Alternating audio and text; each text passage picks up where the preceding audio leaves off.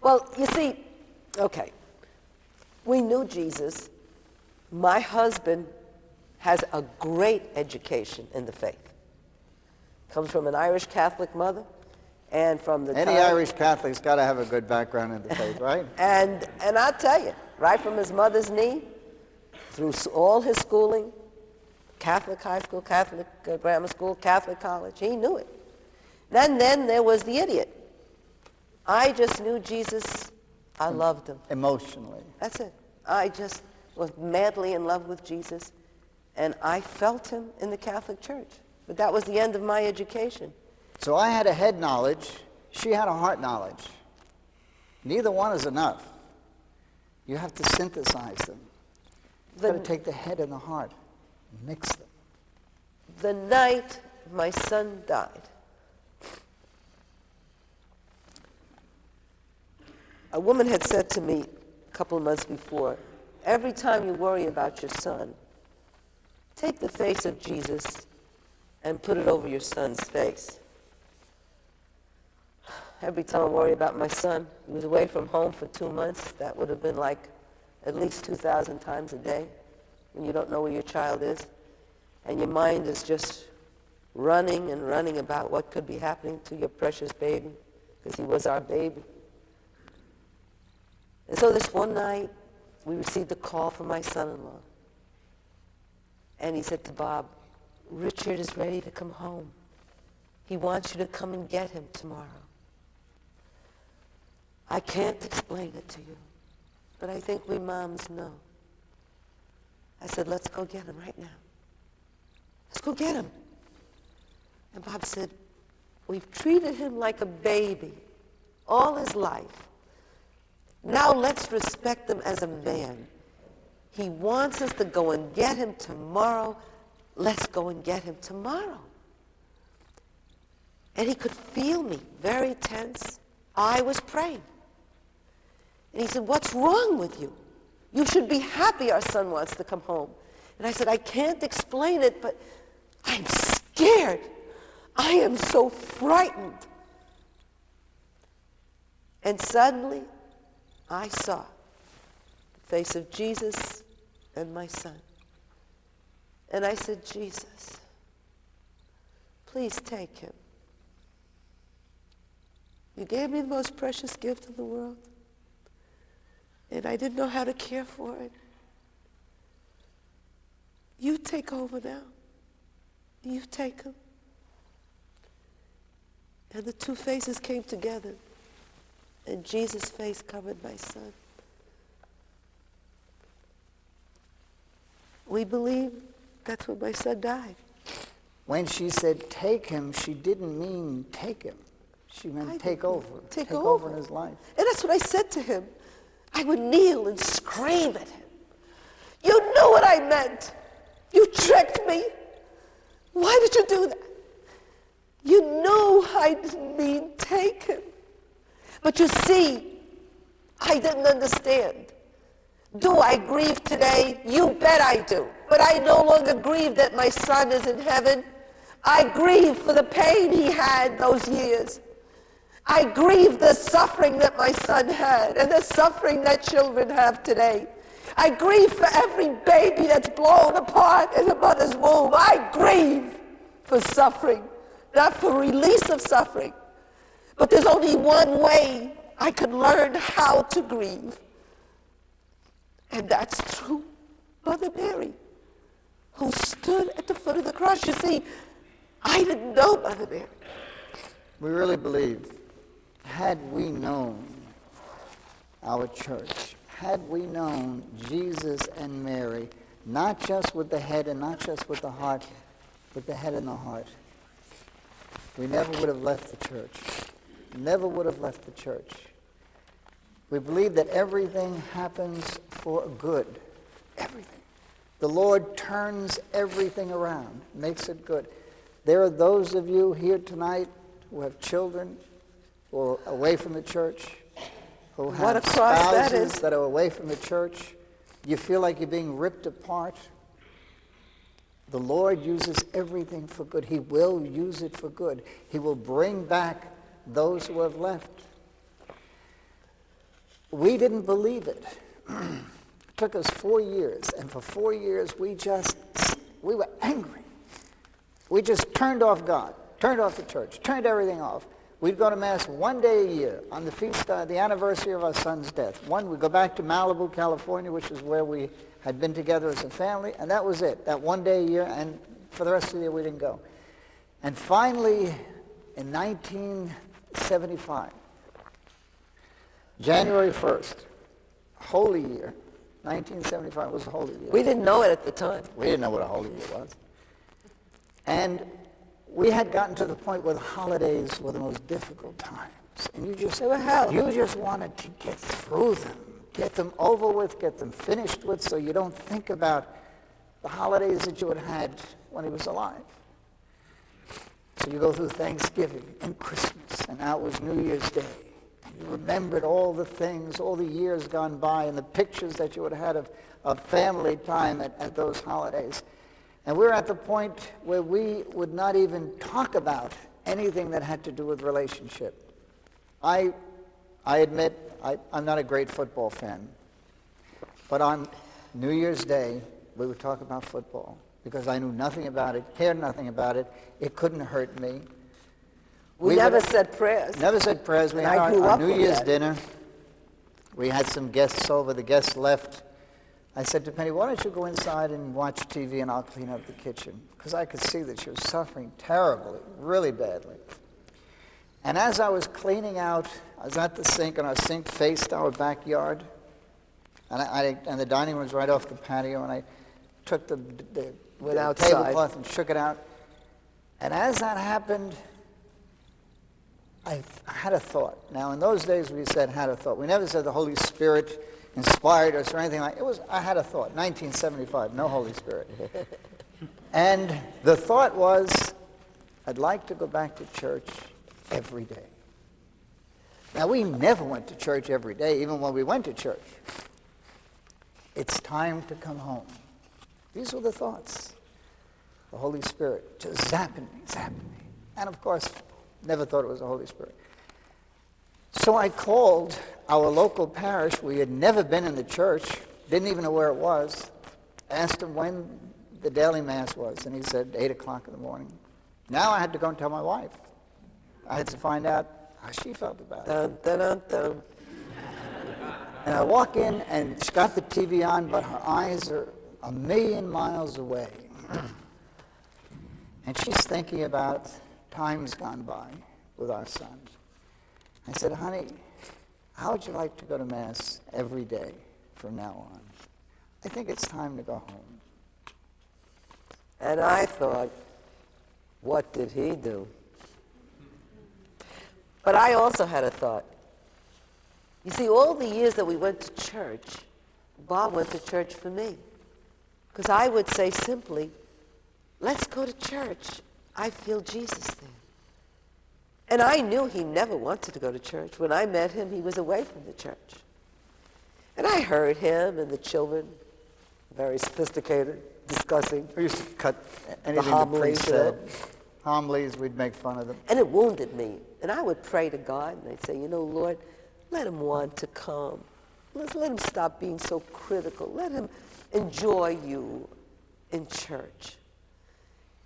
So the thought came to me, all those years he went with you. For you. The least you can do is now go for him. So the next morning, we both went to church. We went to it was like a gymnasium. It wasn't a church. It wasn't real. It was an all-purpose. It was all-purpose church. Now somebody came up with a design up in Minneapolis somewhere, and they designed this church that you could use for bingo.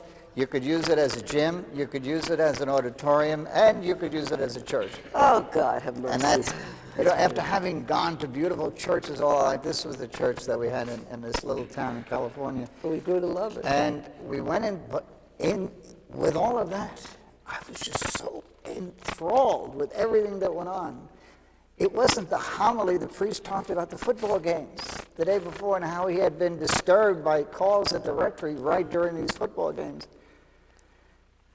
And everything that happened when he took the host and he raised the host, before we even started Mass, we went to confession.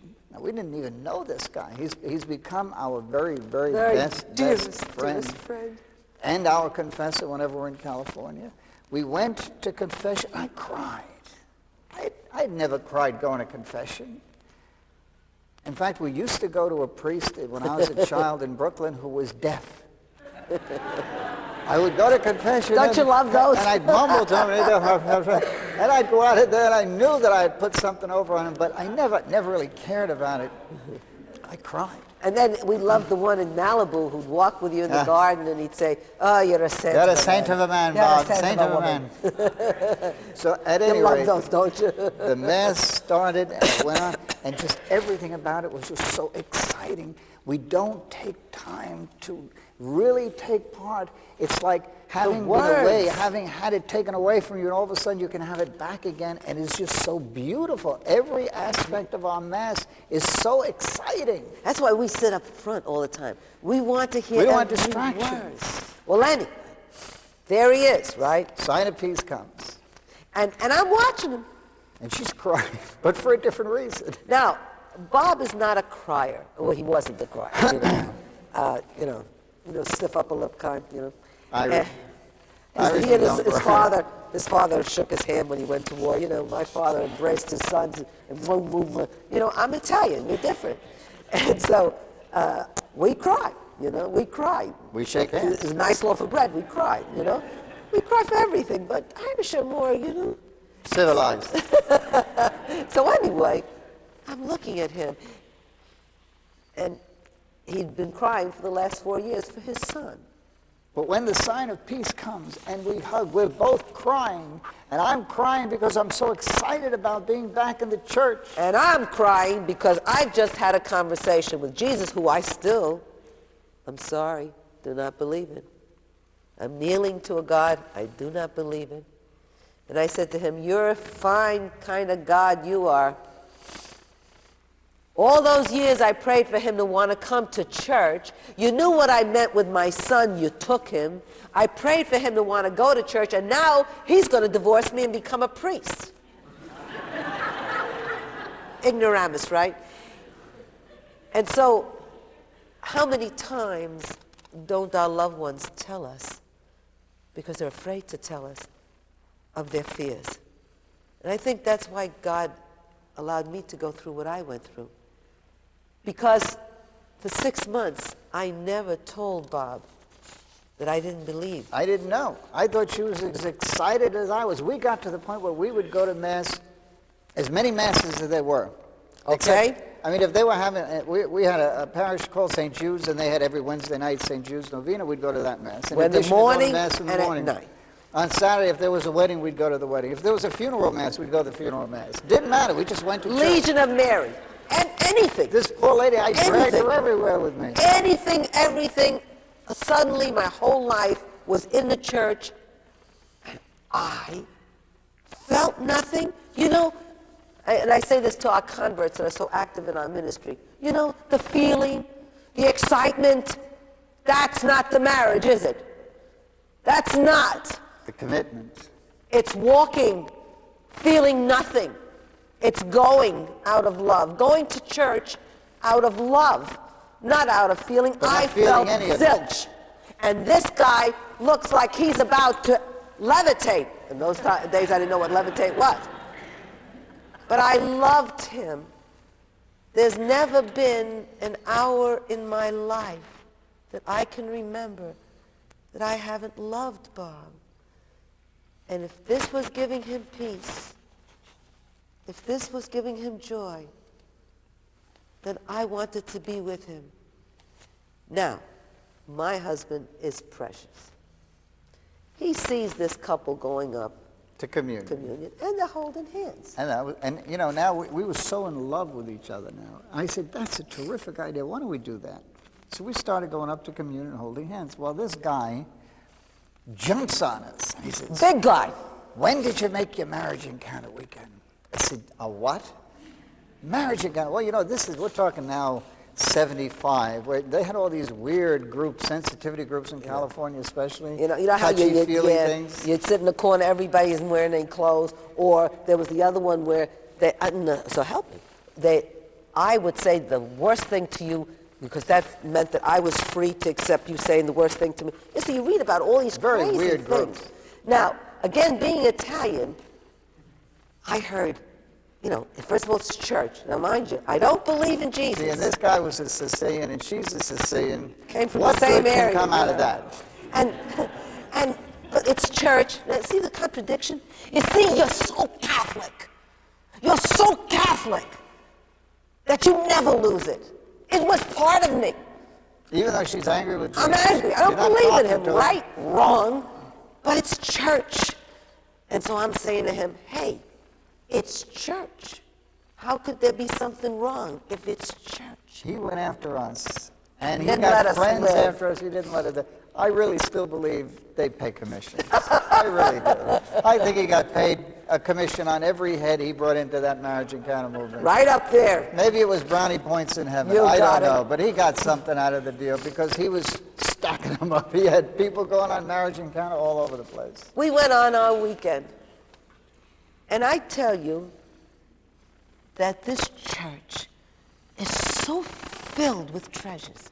It is so beautiful. So filled with He has gifts. such gifts for us. They're right there. We just have to focus on them. It's like we need glasses because we don't realize all the gifts that we've got. In Open the up the course of packages, this weekend, we're not going to tell you about it now, but in the course of this weekend, we are going to share. The other day, she was on the phone with Father Mitch Pakla. And they were sharing about the Eucharist. I We're love asking him, what are you going to do? What are you doing next? And he's asking her, what are you going to do? And he started sharing things about You're always learning. the sacrament, the sacrifice of the Mass. The about roots of the Mass. time of consecration. What really goes on during the time of consecration. We're going to share this with you tomorrow. So you have to come back tomorrow if you want to hear. Exciting. But there is such excitement. It is as if we go through life out of focus. And the Lord gives us gifts like Marriage Encounter and Cursillo and the Charismatic Renewal and Legion of Mary and Medjugorje to refocus us so we can share the beautiful gifts that we're given. Now, I believe, and we've gone to every expression, We are spiritual hogs. we are. We're oinkers. We go for anything we can get in the church. I tell you, there's not enough. I just hunger for more and more and more and more. Like Father Harold Cohen. You guys get EWTN here? Do you Y'all get Mother? EWTN? Father Harold Cohen says when he was a child, the first things he said was not "Mama," it was more. Give me more. And he said, now I want more Jesus. Well, I also learned that there is one time in all our lives when the Holy Spirit saps you. I mean, and you're not your own anymore. And it can be an emotional experience. We really believe that everybody is given that gift once, at least one, probably only once in their lifetime. Something that brings you to the height of heaven. You're right at the door. You can actually see St. Peter's eyes if you look up a little. You are so high from this one experience. And with many people, it's a Cursillo. Other people, it's being slain or baptized in the Holy Spirit. Other people, it's going to Medjugorje, going up on that mountain and just feeling the gifts that were given to those children. With us, it was our Marriage Encounter weekend. Now, when we went on Marriage Encounter, I didn't believe. We're not selling, by the way. We're not. But if you want to go, anyway, I didn't believe. If they had told me that I was going to give up my life to Jesus, I never would have gone. See, they sneak it in. They sneak it in. They're very sneaky. What they said was... It's very non-threatening. They say it's a non-threatening weekend, has nothing to do with church, but they sneak it right in. You're going to learn communication skills. With your spouse. Well, hey, I like that. Anything that brings me closer to Bob, I'm going to buy it. Meanwhile, they're sneaking it in. That weekend, I come from a very strong mother. Sicilian women are very strong. They dress their men up real nice and That's pretty. for sure. And the men walk around, most of them with their belly sticking out, and they walk around. Me man, You woman, she runs the place. She's the one. And my mother was a very strong lady, and I have to fight that all the time. I am a very strong lady, very control-oriented. When I went on that weekend, suddenly it didn't matter. Who cares if he gave away the business? Because my husband has absolutely no guile. Ask him anything, my husband will tell you. And I was always the clever one. No, you don't say that. You say this, you don't say that, Suddenly, who cares? So I gave it all up. I said... Gave control to me. I gave it to him. Right. The crazy thing is, that's when we started to succeed in our business, when the wise one gave up control to the unwise one. Everything started to really bloom. I kept telling her that over the years. She wouldn't listen to me.